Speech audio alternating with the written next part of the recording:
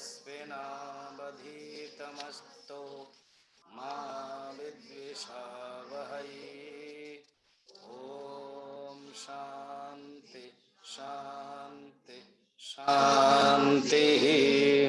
गुरुर्ब्रह्मा गुरुर्विष्णु गुरुर्देवो महेश्वरः गुरुरेव परं ब्रह्म तस्मै श्री गुरवे नमः।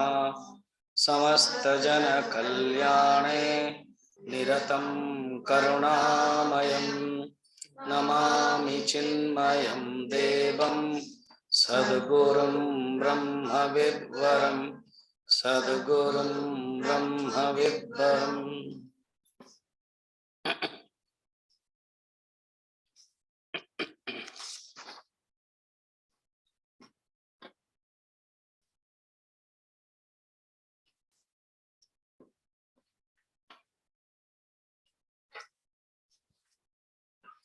गोविंद गोविंद गाइए रे, गोविंद गोविंद गोविंद गोविंद गाइए रे,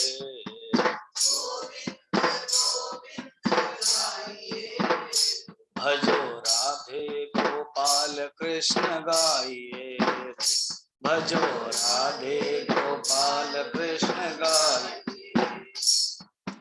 मुरली मनोहर गाइए रे,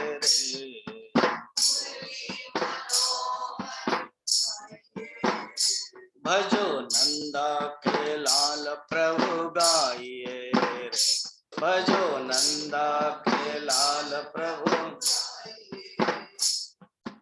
गोविंद गोविंद गाइए रे,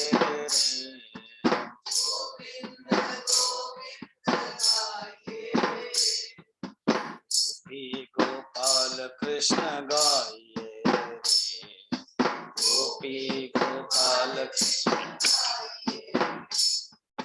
गिरधारी गिरधारी गाइए रे,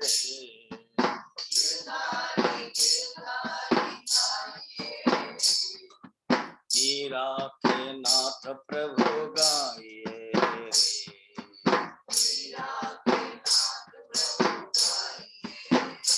माई मीरा के नाथ प्रभु गाइए रे, माई मीरा के। गोविंद गोविंद गाइए रे,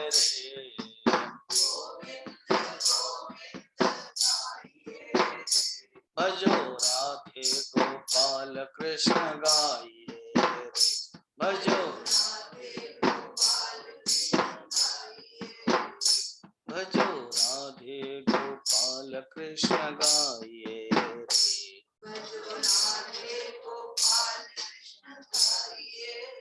बोल वृंदावन बिहारी लाल की, गीता माता की। भगवान नवम अध्याय में राज विद्या राजगुह्य योग के प्रसंग में श्लोक नंबर 4 और 5 में अव्यक्त स्वरूप भगवान के जो निर्गुण निराकार स्वरूप बताया, वही भगवान का निर्गुण निराकार स्वरूप वो सर्वत्र व्याप्त है और वो सर्वम खल्लिदम ब्रह्म एकम एव अद्वितीयम ब्रह्म, जो उपनिषद की घोषणा है, उपनिषद ने जो गाई है, श्रुति में जो वर्णन है। फिर श्रुति में बताई गई है कि उस ब्रह्म के पास एक अनिर्वचनीय शक्ति है, एक अघटना घटना पटीयसी माया है। उस माया को प्रकृति कहते हैं। माया तो प्रकृतिम विद्धि माइनम तो महेश्वरम। तो उस प्रकृति की आवश्यकता तब पड़ती है जब हम सृष्टि की बात करते हैं। मीमांसा 4 प्रकार है। एक है तत्व मीमांसा। तत्व मीमांसा का अर्थ क्या है? मीमांसते अनया इति मीमांसा। जिसके द्वारा एनालिसिस करना है, विचार करना। मीमांसा करते आलोचना। एक जैसे आप लोग स्टडी क्लास कर रहे हो, देवी ग्रुप, किसी के घर में चिन्मय मिशन का ही किसी के घर में देवी ग्रुप चल रहा था, ठीक है। प्राय हमारे चिन्मय मिशन के घर में ही चलता है देवी ग्रुप स्टडी क्लास। तो एक नौकरानी थी, अच्छी भोली भाली, तो उसने पूछा कि आप लोग करते क्या? तो माँ ने प्यार से बताया, अरे हम लोग ना आलोचना करते हैं। क्या करते हैं? उसने दूसरा कोई आया, उसके ही अपने बंधु, उसके दोपहर में से ना उन लोगों का भी कट्टी चलती है। तो ये लोग करते क्या? अरे ये लोग ना आलोचना करते हैं।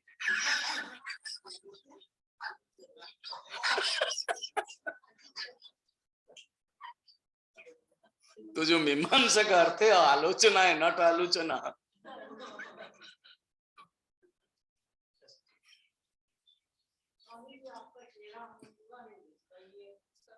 उपाय नहीं है, इधर आ जाओ, क्योंकि ये भी मुझे करना है।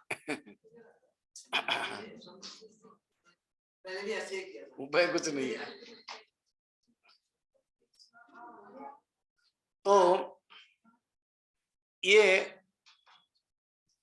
मीमांसा करते आलोचना, विचार, तत्व के विचार है।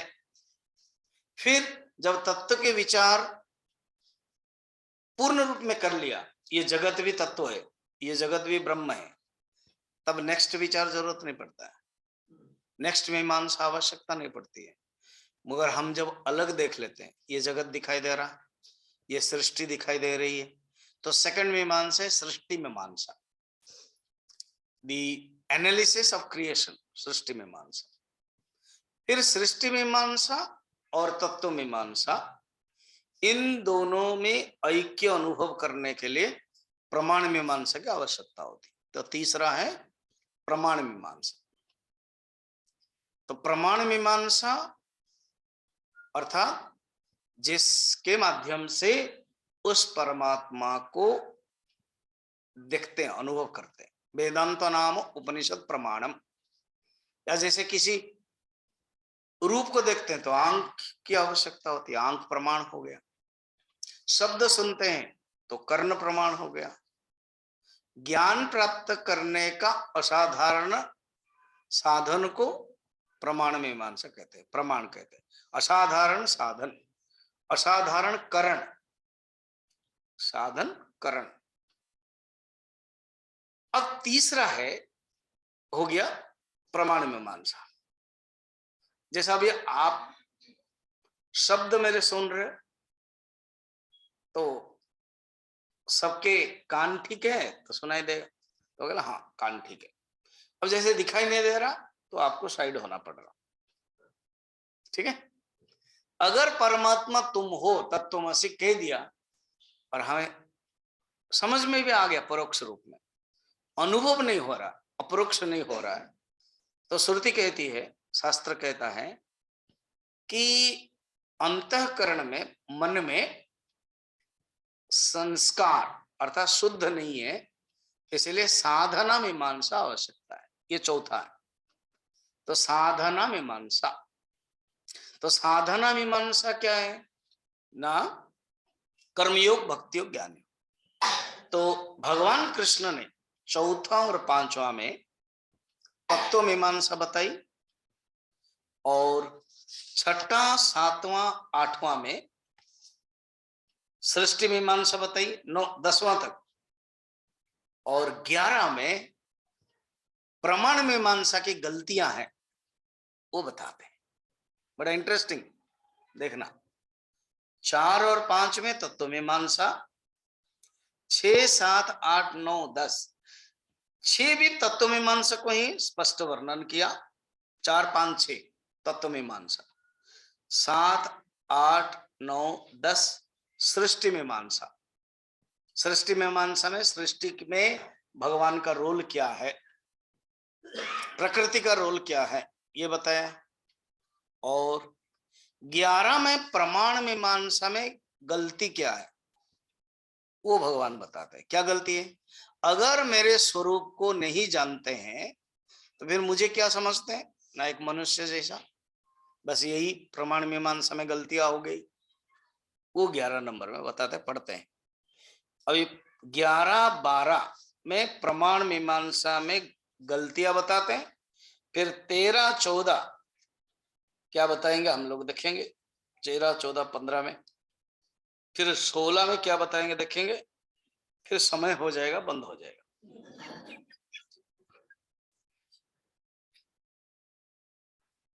श्री भगवान वाच अवजानन्ति मां मूढ़ाः मानुषीं तनुमाश्रितम् परं भावमजानन्तः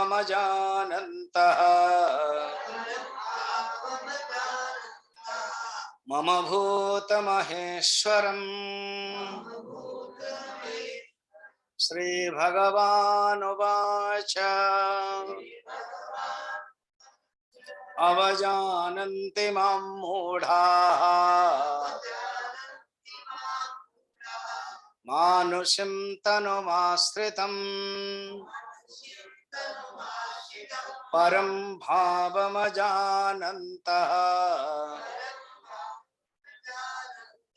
मम भूतमहेश्वरम्।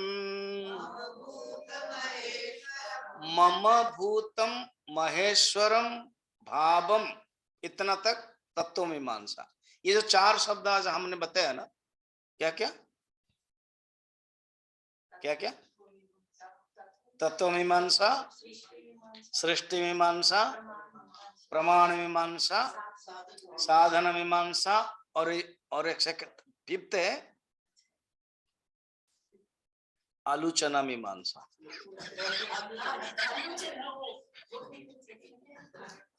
तो ये 4 ही है, ठीक है।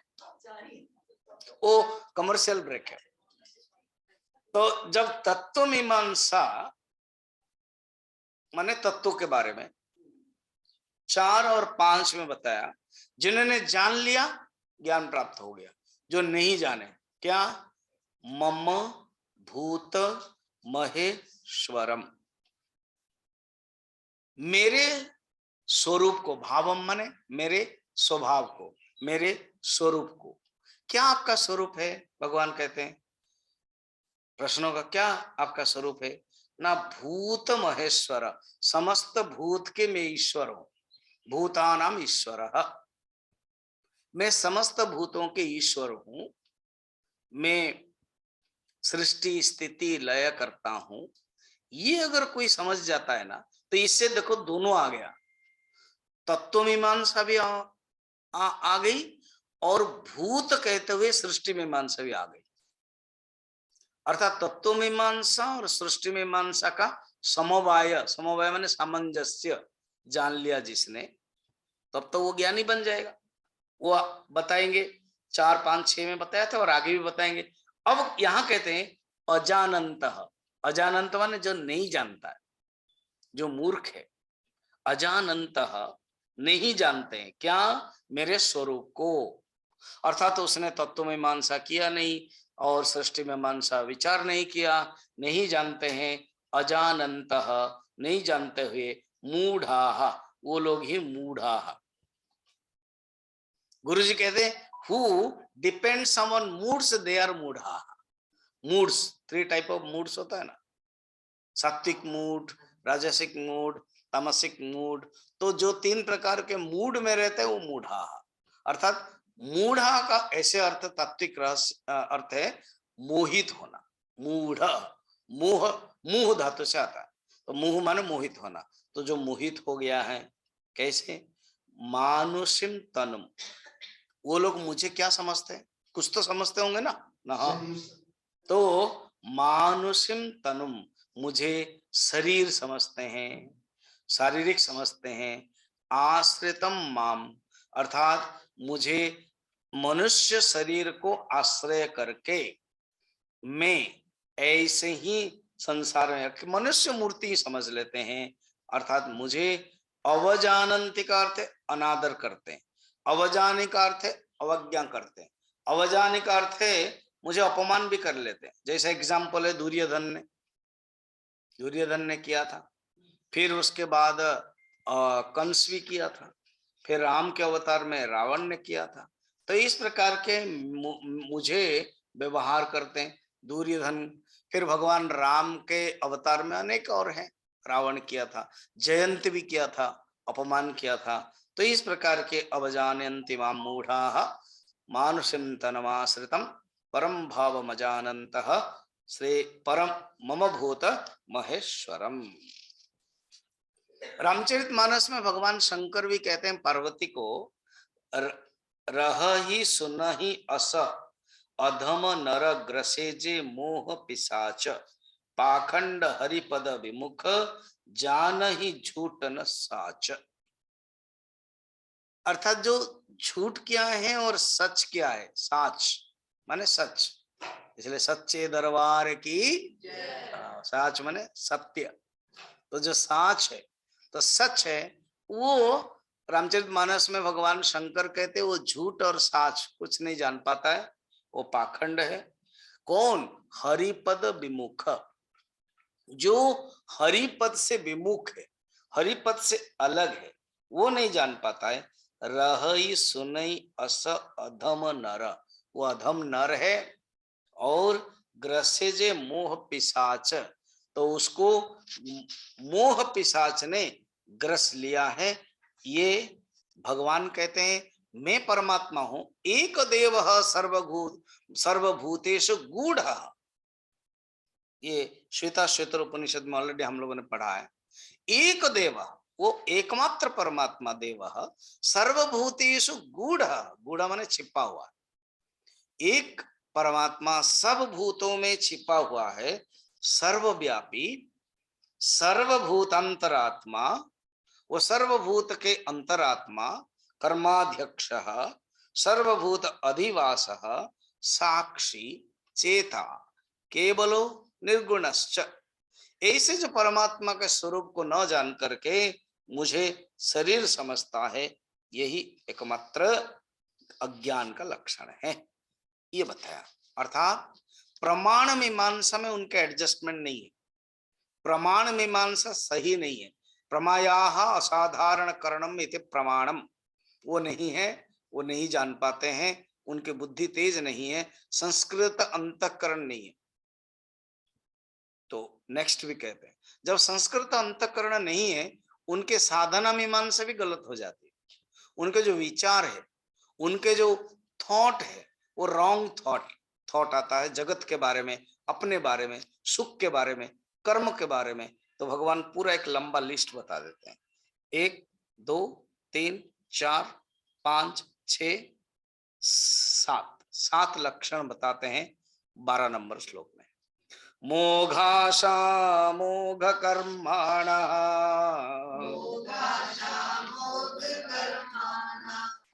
मोघ ज्ञाना विचेतसः राक्षसे मासुरीं चैव प्रकृतिं मोहिनीं श्रिताः मोघाशा मोघ कर्माणः मोघ ज्ञान विचेतसः राक्षसी मासुरीं चैव प्रकृतिं मोहिनीं श्रिताः। अर्जुन, जो मैं 11 नंबर में उन लोगों के लक्षण बताया जो मूढ़ा और मुझे मानुषिम तनु आश्रितम अजानन्तः और मुझे अवज्ञा भी करते हैं, उन लोगों के और क्या लक्षण है सुनो।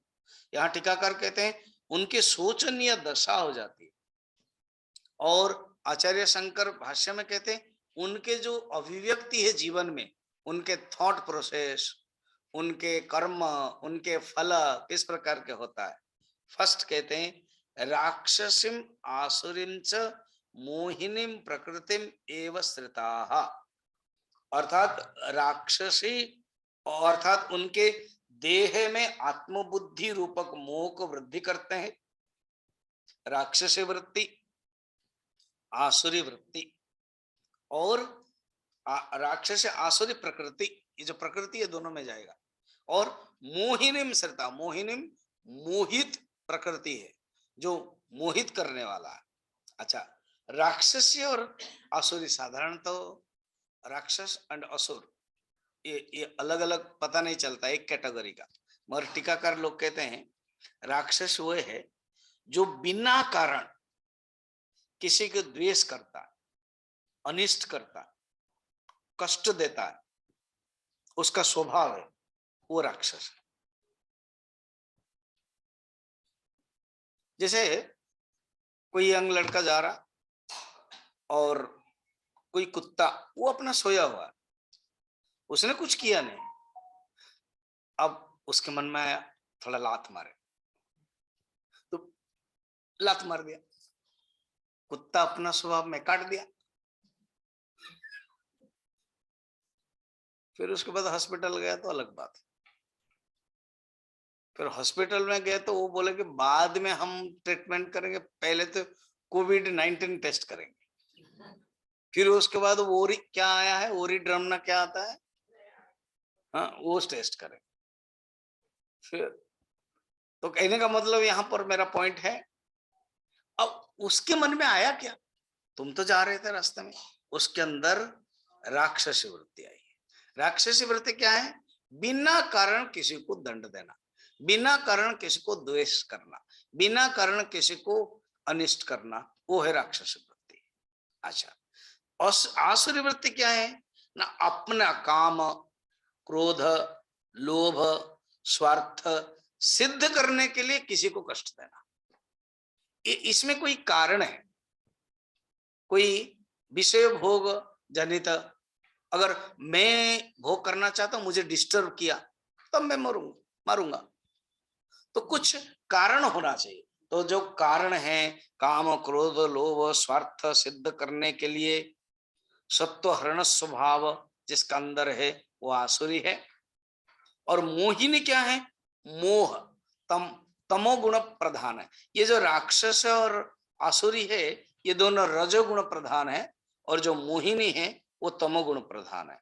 तो रजोगुण और तमोगुण प्रधान से जो आश्रित है, आश्रिता ऐसे व्यक्ति, उनका जीवन कैसा होता है, मोघ आशा, अर्थात तो वो उनके जो जीवन है, वो जो आशा है, उनका जो थॉट है, उनके जो एक्सपेक्टेशन है वो व्यर्थ है। मोघ का अर्थ है व्यर्थ, मोघम पार्थ से जीवती, भगवान ने पहले भी बताया था। अर्थात उनका थॉट, उनके विचार, उनके एक्सपेक्टेशन संसार में, जैसे एग्जाम्पल सेमल वृक्ष है, वो उसमें फल है, वो कुछ फल फायदा नहीं है। जैसे आकाश पुष्प है, रेगिस्तान का पानी है, पानी है, और पानी का जो फेन होता है वो सब क्या है, फल कोई देने वाला नहीं है, मगर उसी से फल चाहता है। ऐसे मोघ आशा, मोघ कर्माण, उसका कर्म भी बेकार है, वो कर्म करता रहता है मगर कोई सही कर्म नहीं है, होता है। आशा भी, फल की इच्छा उसकी रहती है, वो भी बेकार है। उसके जो सोचना है ईश्वर के बिना भी मैं प्राप्त कर सकता हूं, ये एक भावना है, ईश्वर का कोई स्थान नहीं रहता है।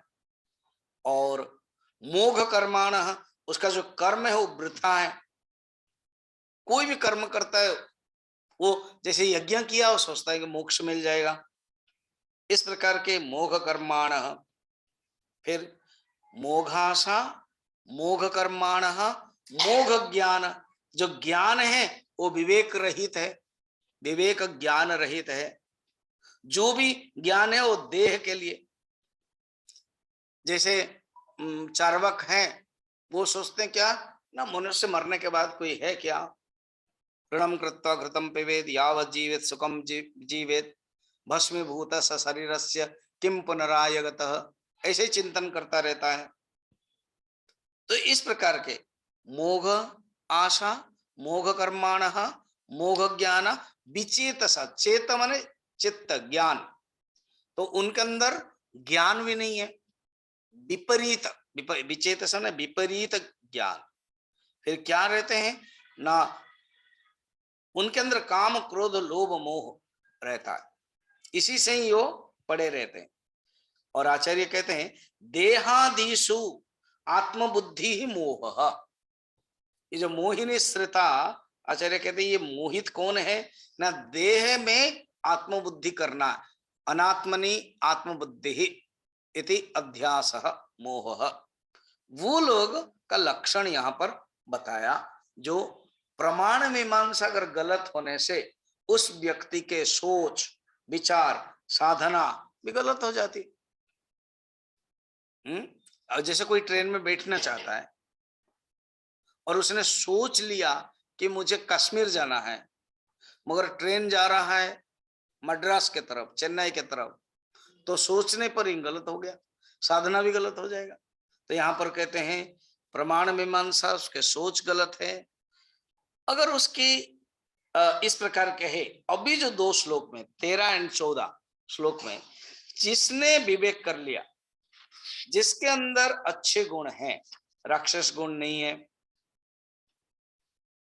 असुर गुण नहीं है, जो संत है, जिनको महात्मा कहा गया है, उनका लक्षण क्या है 13 नंबर में बता रहे 13। और अर्थात हमें साधना करने के लिए हमारे मन के अंदर क्या गुण चाहिए, ये जो मोघ आशा नहीं चाहिए, मोघ कर्म नहीं चाहिए, हमें क्या चाहिए, दैवी प्रकृति चाहिए, एक आसुरी प्रकृति, एक दैवी प्रकृति। तो ये नवम अध्याय है, भगवान बीज रूप में ये बताना चाहते हैं।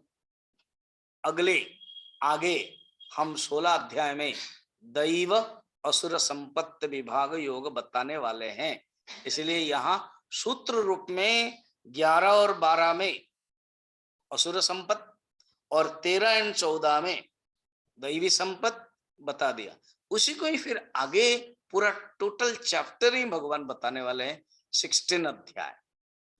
तो अब 13 नंबर में जो महात्मा है, वो लोग भी प्रकृति में आश्रित है, प्रकृति दोनों आश्रित है, मगर प्रकृति 3 प्रकार है, सात्विक, राजसिक, तामसिक।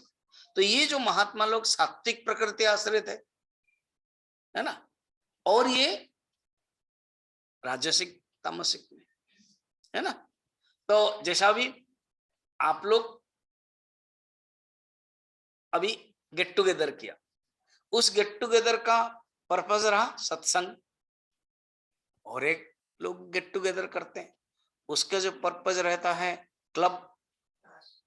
हाँ, कुछ कुछ जानते हो आप लोग, कुछ कुछ वहां थे भी भविष्य अतीत में, फिर इधर आए होंगे तो दोनों ही है, तो प्रकृति दोनों है, मगर एक सात्विक और एक राजसिक और तामसिक।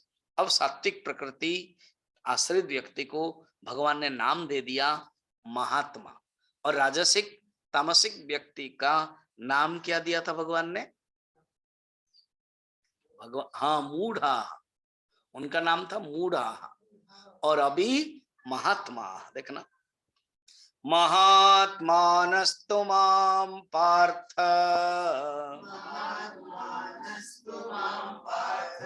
दैवीं प्रकृतिमाश्रिताः भजन्त्यनन्यमनसः ज्ञात्वा भूतादिमव्ययम् महात्मानस्तु मां पार्थ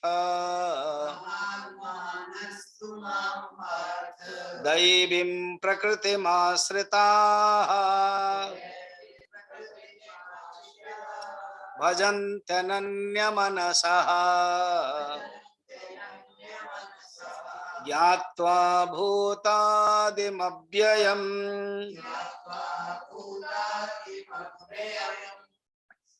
कौन है वो महात्मान? हे पार्थ, वो लोग क्या है? दैवीम प्रकृतिम आश्रिता। भगवान खुद कहते हैं मेरे पास दो प्रकार के माया है, एक विद्या माया और एक अविद्या माया। रामचरितमानस में भी भगवान जब प्रवचन देते हैं भगवान राम लक्ष्मण को, उस समय भी यही है, एक है विद्या माया और एक है अविद्या माया है। वो बड़ा सुंदर प्रसंग है, उसको राम गीता कहते हैं।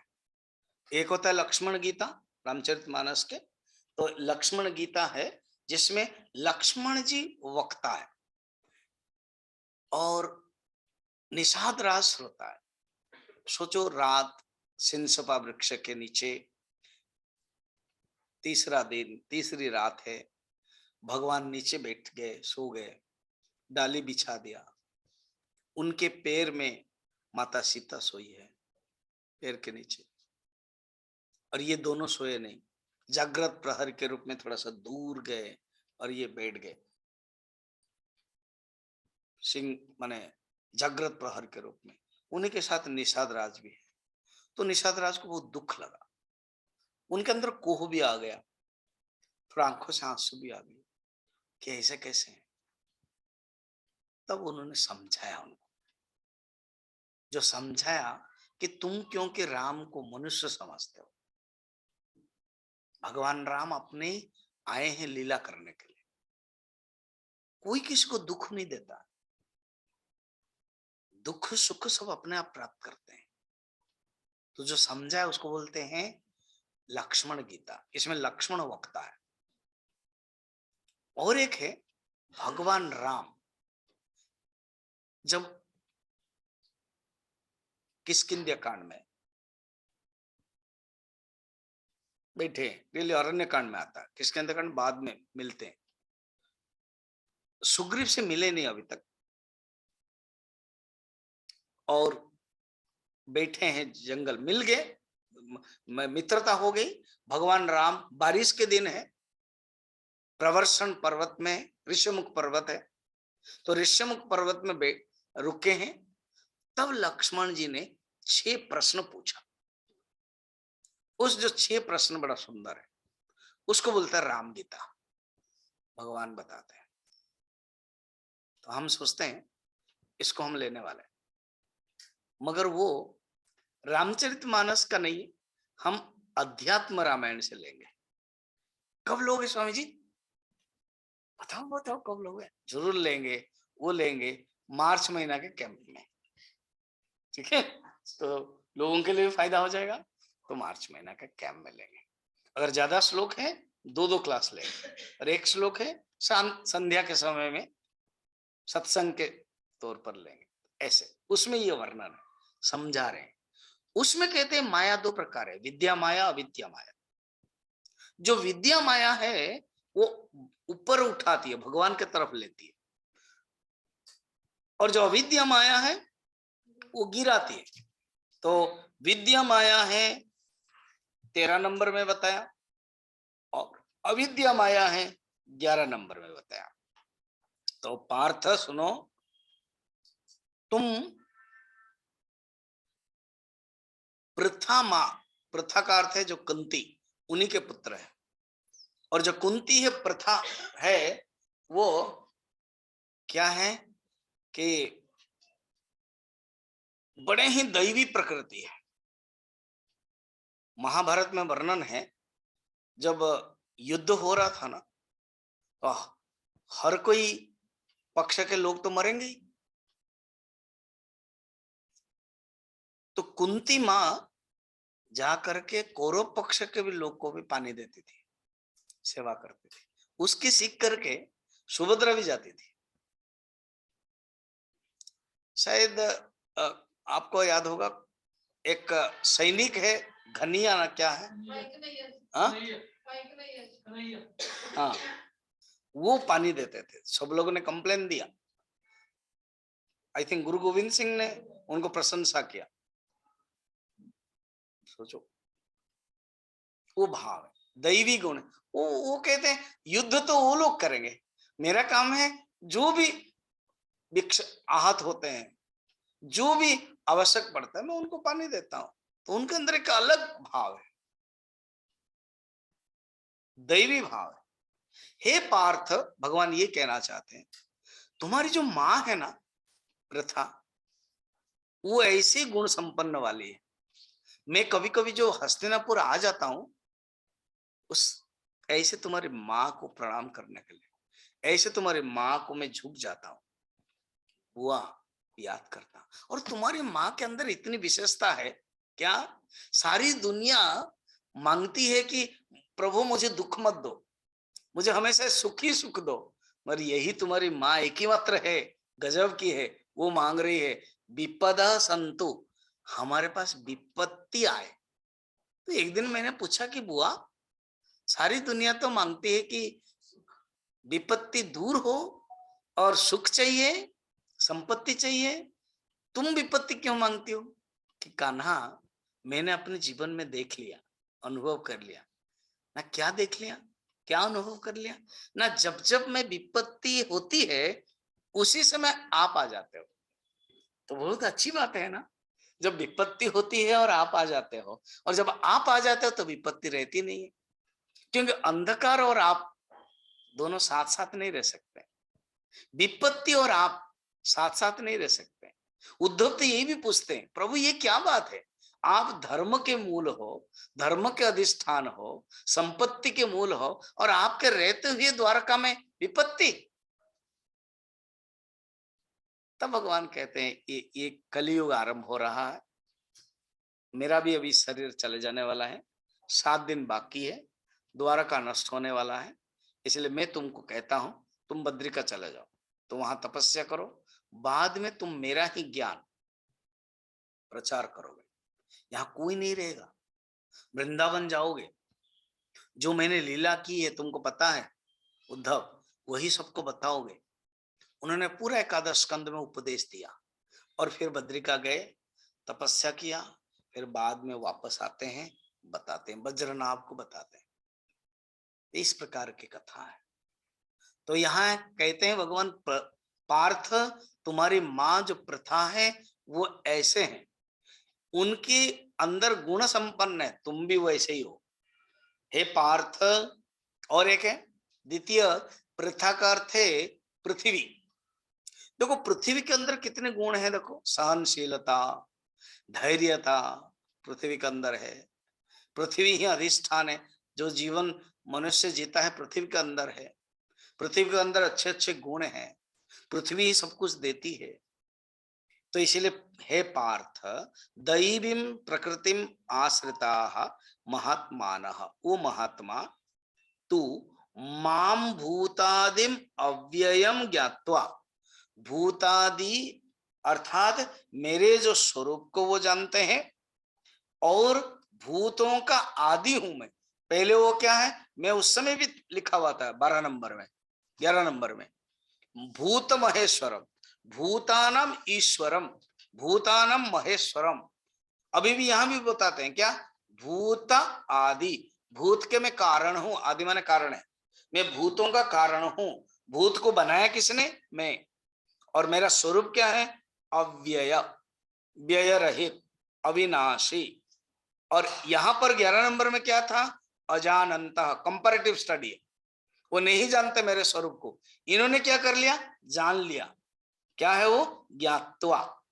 और भजंती अनन्य मनसः, इसमें साधना मीमांसा भी आ गई, अनन्य मनसः, और उनका मन क्या है, मोघाशा मोघ कर्माण, मोघ ज्ञान विचेतसः, राक्षसी मासुरीम चैव प्रकृति मोहिनी श्रिता, उनके अंदर साधना कुसंस्कार युक्त, असंस्कार युक्त, असंस्कृत युक्त, और इनके अंदर क्या है, अनन्य मनसः, ये बहुत इंपॉर्टेंट है, अर्थात उनका मन केवल मुझ में ही रहता है, अनन्य मनसः।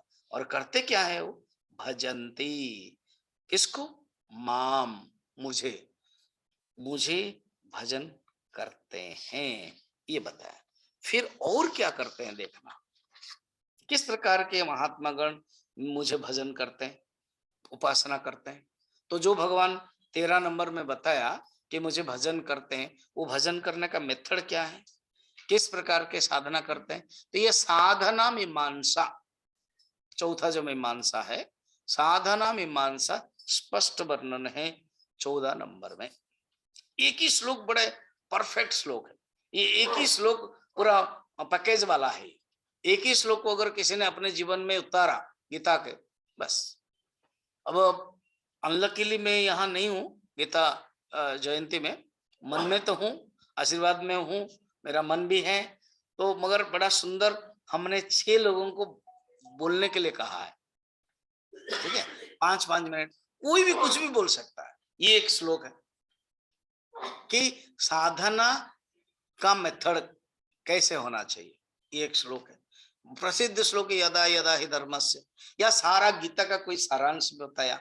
समय तो 5 मिनट है, विचार करते करते अच्छा लगेगा। तो इस प्रकार ध्यान देखना, सततम कीर्तयन्तो मां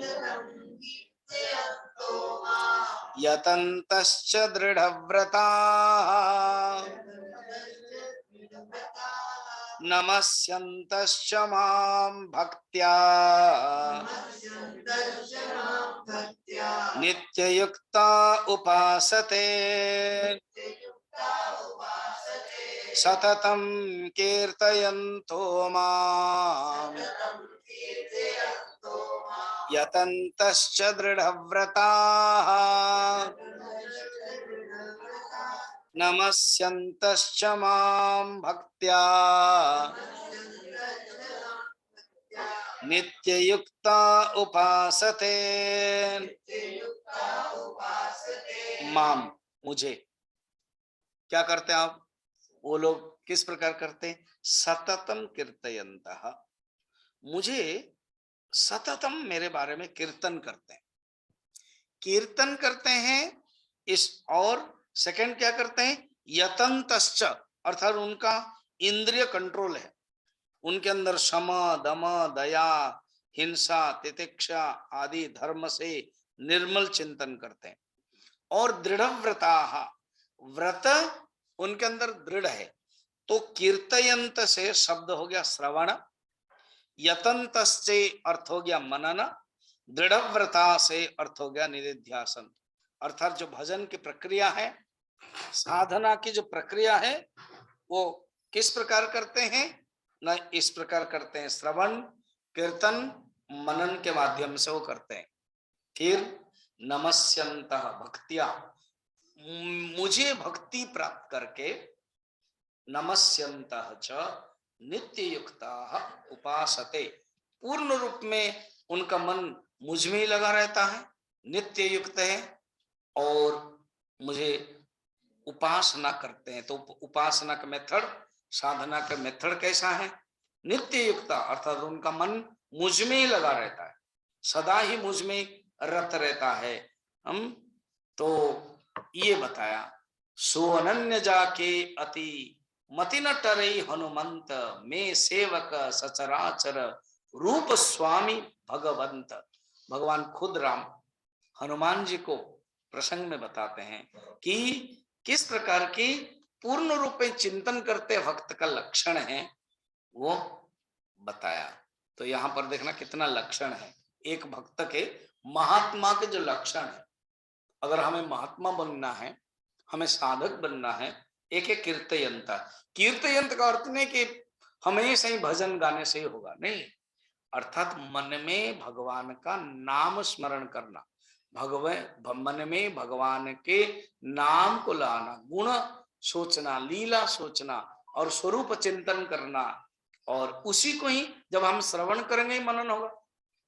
तस मनन करता ही यतन्तश्च, और उसके बाद दृढ़ व्रता निधिध्यासन करता है और अनन्य रूप में भक्ति पूर्वक नमस्कार करके मेरे से सदा युक्त रहता है। ये बात बताई है। जैसे गोपी लोग, यथा ब्रज गोपिका नाम, गोपी लोग भी यही करते थे। नारद भक्ति सूत्र में नारद जी ये कहते हैं, गोपियों की जो नित्य युक्त केवल मुझे ही चिंतन करते थे। यस्य देवे परा भक्ति ही यथा देवे तथा गुरु, तस्येते कथिता यर्थाः प्रकाशन्ते महात्मनाः। श्वेता श्वेतर उपनिषद के ये श्लोक है। साधक के अंदर जिस प्रकार के इष्ट देव में, परमात्मा में भक्ति है, गुरु के अंदर भी वैसे ही भक्ति है, और जो उपदेश सुना है उसने मनन करके उस अर्थ का उसके अंदर प्रकाशित हो गया है, ये चिंतन करता है, हमेशा उसका मन भगवान में ही रहता है। इसलिए विरह गीत में गोपियों के जो रास पंचाध्याय, 5 अध्याय, 29 अध्याय से 33 अध्याय, इनको कहते हैं रास पंचाध्यायी।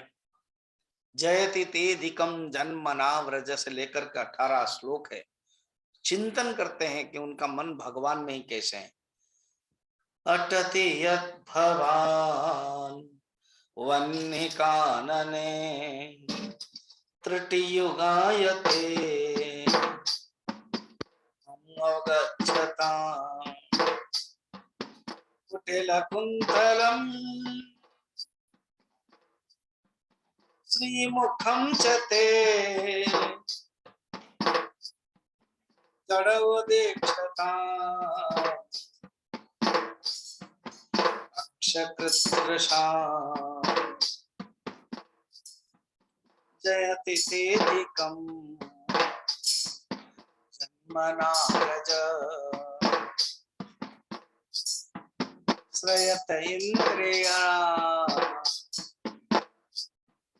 शश्वदत्रये अटति यत भवान। जब आप प्रभु जंगल में जो घूम रहे हो, हम आपको दर्शन नहीं कर पाते हैं, आपके जो विरह है, एक क्षण भी, एक त्रुटि माने 1 सेकंड से भी कम, एक क्षण भी हमारे लिए युग लगता है। ये भक्ति की निशानी। तो त्रुटि युगायते त्वम अपश्यताम, आपको बिना देखते ही हमारा जो मन में आतुर है, हमारा मन में जो भाव है, और आपका स्वरूप कैसा है, आपका रूप देखते हैं हम चाहते हैं।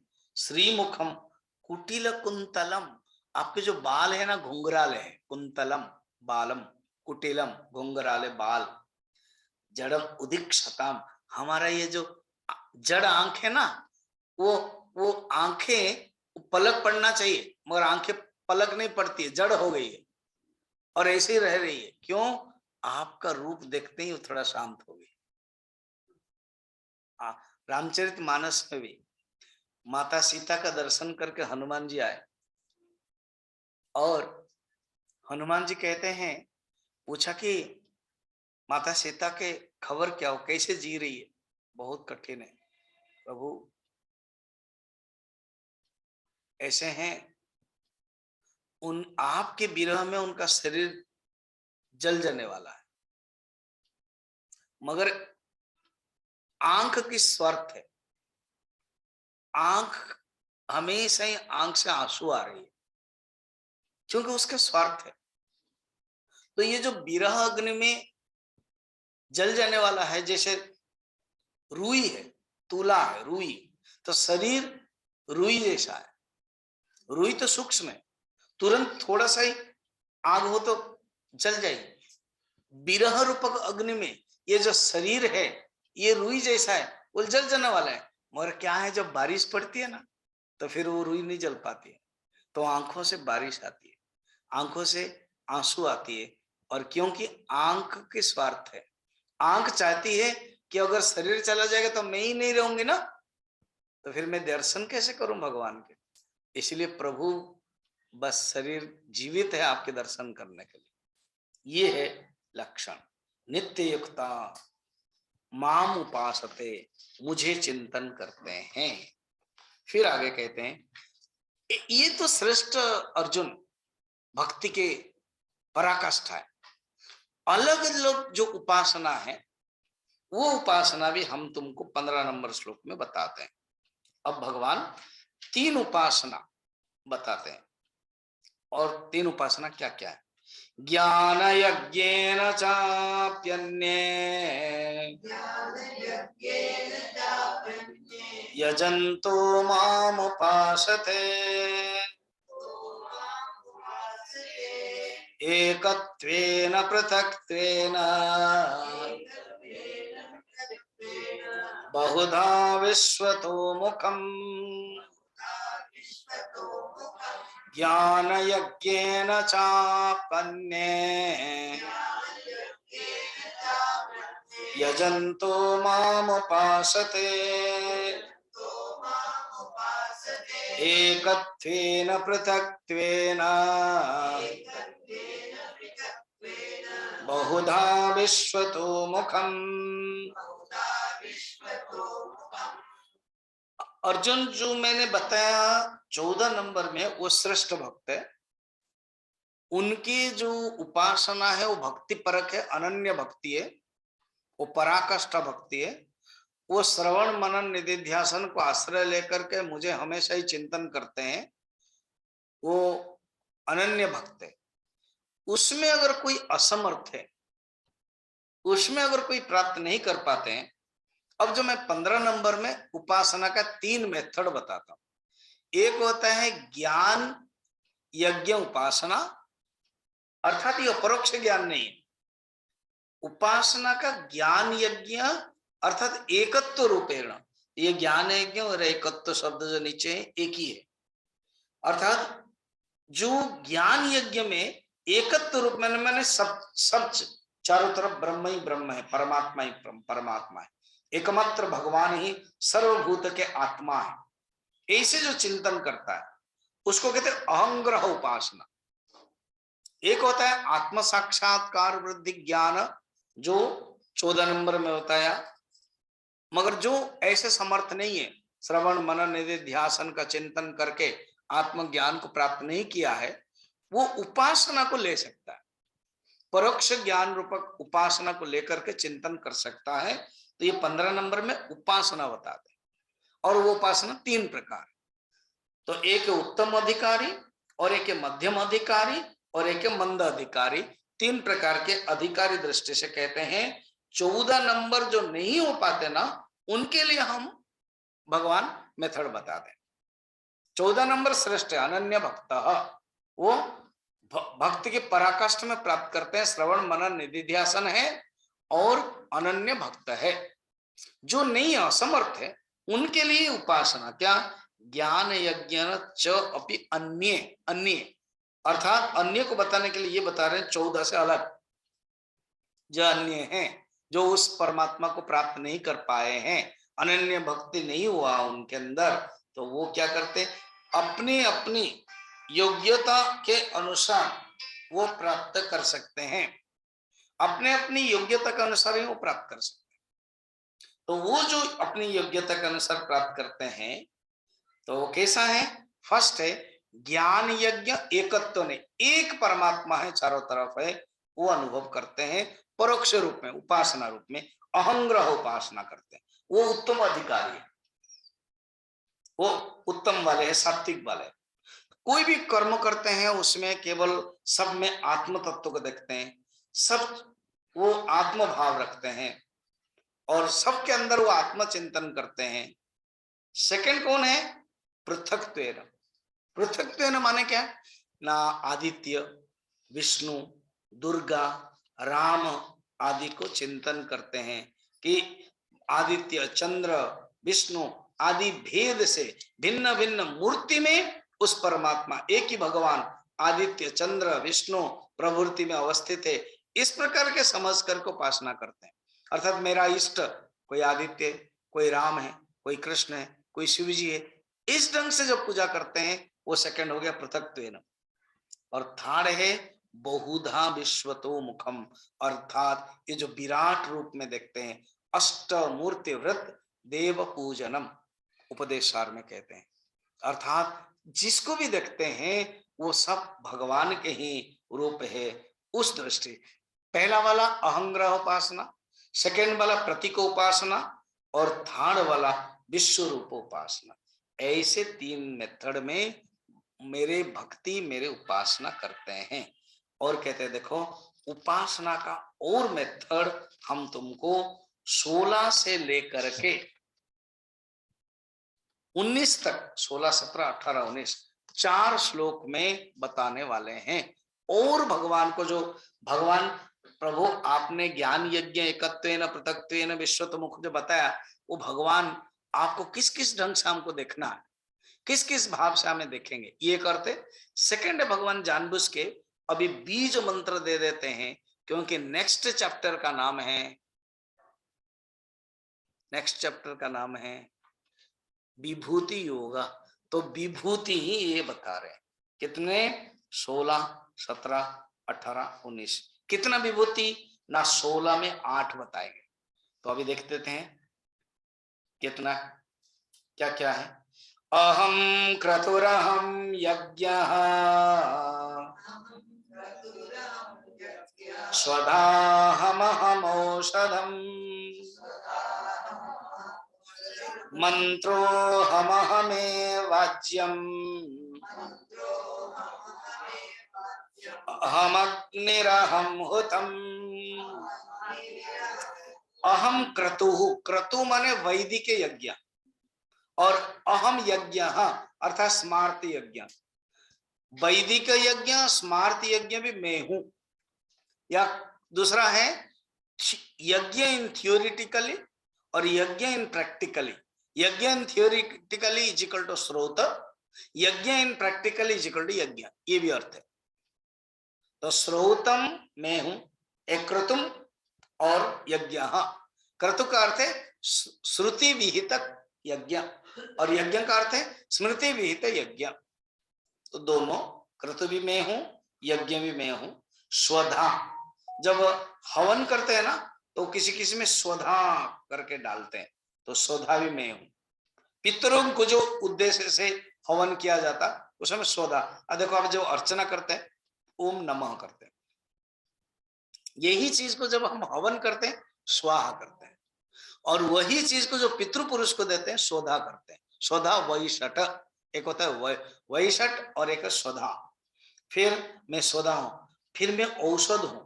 औषध माने सब प्राणियों में जो स्थायी पाई जाती है वो औषध। औषध यहाँ पर खाई, अन्न को ही औषध कहते हैं।